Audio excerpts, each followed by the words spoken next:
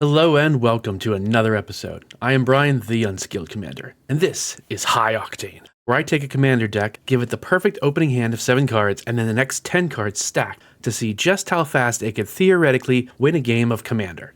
Now, this is a thought experiment, so it means you gotta assume that there's no interaction from your opponents, which is very, very rare. No counterspells, no board wipes, no creatures to block if getting through is a concern. Today is Obeka, Splitter of Seconds.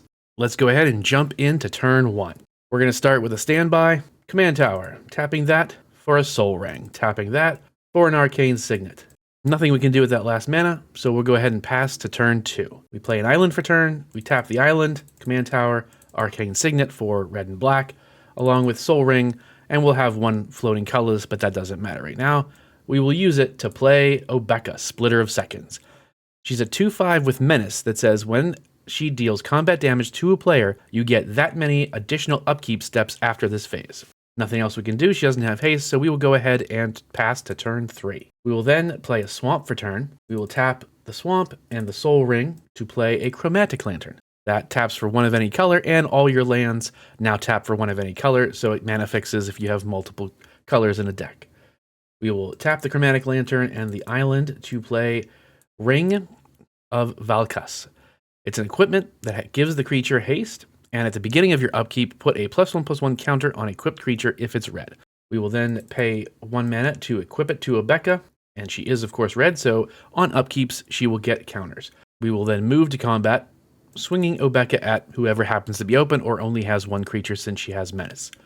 2 damage gets through, that means we have 2 additional combats, which means she will get 2 counters on her thanks to the ring. That's all we can do. We will pass turn. Now, here we are on turn 4, and we're going to go and win the game. We're going to tap a blue, Command Tower for blue, and Soul Ring for 2 colorless to cast the enchantment aura Mechanized Production and choosing the Chromatic Lantern as the target. You enchant artifact you control.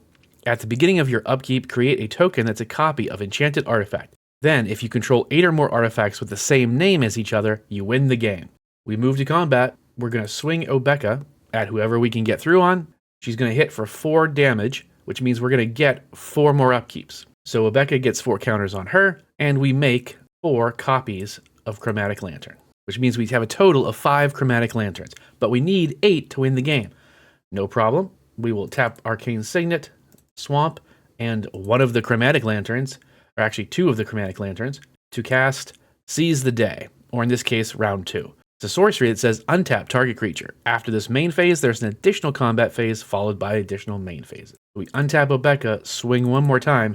She's doing 8 damage, which means we get 8 more upkeeps, making 8 more Chromatic Lanterns, and putting 8 more counters on Obeka from the ring. However, it doesn't matter because we've got more than enough Chromatic Lanterns. Mechanized Production triggers, and there you are. On turn 4, Obeka wins the game with Mechanized Production.